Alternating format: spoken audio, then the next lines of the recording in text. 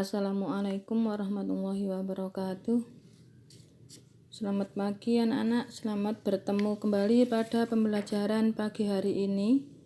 Kalau kemarin kita sudah menyelesaikan masalah yang berkaitan dengan persamaan linear variabel, persamaan linear dua variabel dan menentukan daerah himpunan penyelesaian.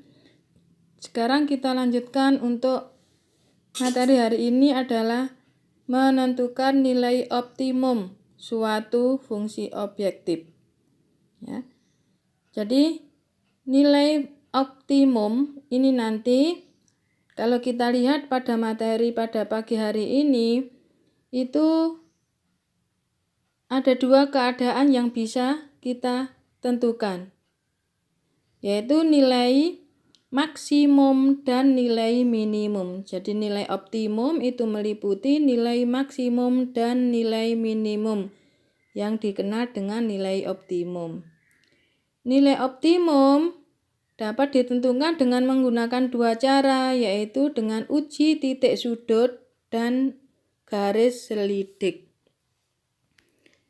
Untuk pertemuan kali ini saya akan menjelaskan dulu bagaimana cara menentukan nilai optimum dengan menggunakan uji titik sudut. Ya. Langkah menentukan nilai optimum dengan metode uji titik sudut adalah sebagai berikut. Yang pertama, menentukan daerah himpunan penyelesaian dari sistem pertidaksamaan linear dua variabel. Jadi seperti yang kemarin kita gambarkan grafiknya, daerah mana yang menjadi himpunan penyelesaian. Langkah yang kedua, menentukan koordinat titik-titik sudut daerah himpunan penyelesaian tersebut.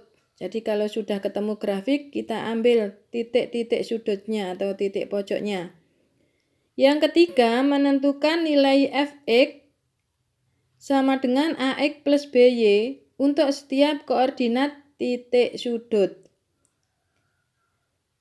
Yang keempat, menentukan nilai optimum fungsi objektif.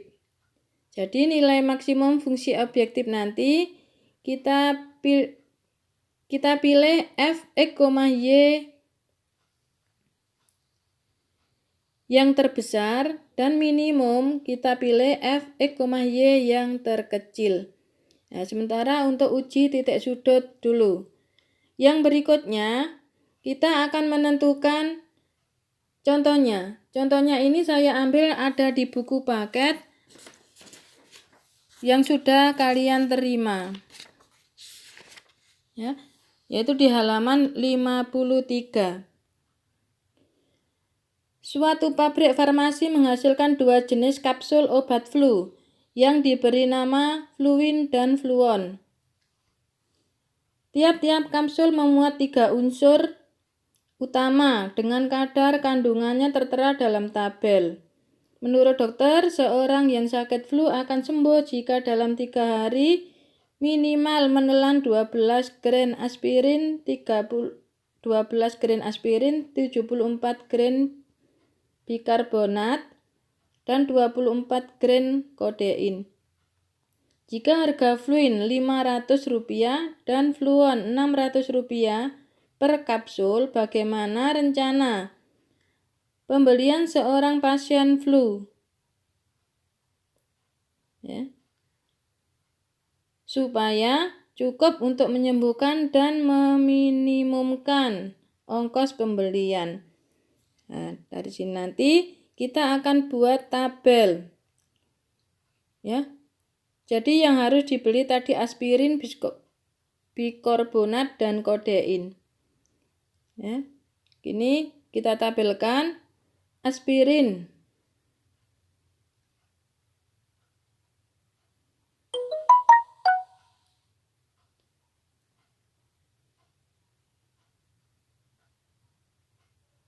Aspirin 2, fluon 1, bikarbonat 5, fluonnya 8, kodeinnya 1,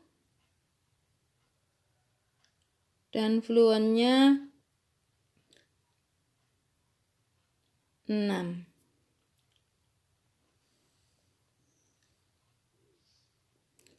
Ini adalah banyak gram per kapsulnya. Nanti kita buat tabel, kita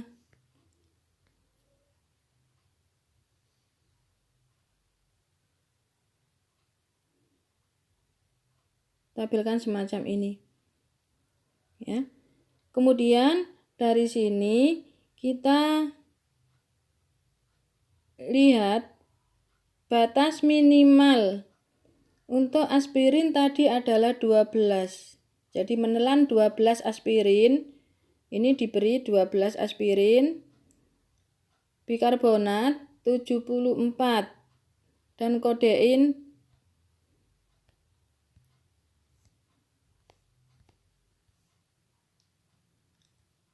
kodeinnya adalah 24 dan harga untuk fluin 500, harga untuk fluon 600.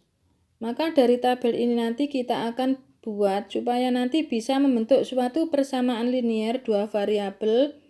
Maka kita mengambil perumpamaan X-nya adalah banyaknya kapsul fluin yang dibeli. Y-nya adalah kapsul fluon yang dibeli. Selanjutnya, dari tabel yang ada di atas, kita bisa menentukan sebuah pertidaksamaan liniernya. Yang pertama, fluin 2. Berarti 2X ditambah fluon 1. Y lebih atau sama dengan 12. Bikarbonat 5X ditambah 8Y lebih atau sama dengan 74. Kodein X, ya 1X bisa ditulis X, ditambah 6Y kurang atau sama dengan 24. Harus diberi lambang berikutnya, X-nya harus lebih atau sama dengan 0 dan Y-nya lebih atau sama dengan 0. Tidak boleh kurang dari 0, harus lebih. Dan meminimumkannya, karena tadi harganya fluin itu 500 dan fluon 600, bisa dibuat disederhanakan sama-sama dibagi 100 sehingga nilai minimumnya nanti supaya pengeluaran yang dikeluarkan minimum adalah 5X ditambah 6Y. Ya. Dari situ nanti seperti hanya pada menyelesaikan persamaan linier yang kemarin, kita ambil titik potong dari masing-masing persamaan linier, pertidaksamaan linier. Akhirnya nanti ketemu. Nah, ini nanti uji titik pojoknya yang digunakan adalah kita ambil 0,0 misalkan. Benar apa salah? Kita ambil titik D, titik C, titik B. Pokoknya yang terletak di pojok itu yang kita ujikan, kita masukkan pada persamaan ini. Persamaan 5X tambah 6Y. Ya, setelah itu nanti baru kita ketemu daerah himpunan penyelesaian. Ya. Nanti untuk contoh soalnya ini jika kurang jelas bisa dibaca kembali pada paket halaman 53 sampai dengan 55. Mungkin itu yang bisa saya jelaskan pada pertemuan kali ini. Kurang lebihnya mohon maaf, kalau kurang jelas bisa di komentar ya nanti ya. Ya, Assalamualaikum warahmatullahi wabarakatuh.